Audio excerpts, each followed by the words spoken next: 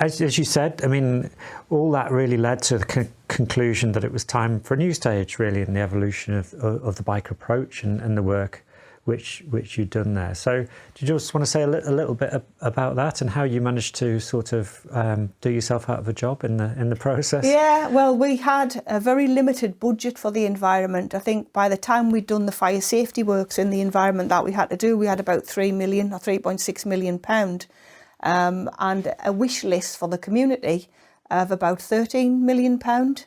So it doesn't take a brain surgeon to work out. We could never meet the aspirations of the tenants. That was just with environment.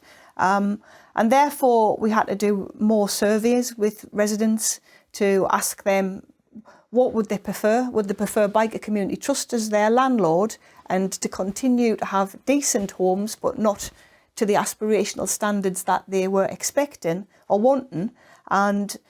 Or would they rather have another landlord who would continue the strategy of Byker Community Trust, which was about the co-creation, the empowerment of the community and informing decisions and services in a meaningful way, but it would be at the cost of a new landlord, if you like. And a lot of that feedback was about, we love Byker Community Trust, we love what you've achieved and what you're doing, and we would like to have you, but we want this more. So that was it, really. It was then about what are your essential criteria to the community, and we'll make sure that we write a prospectus that would consider other partners who might be able to offer that amount of capital to give tenants what they want.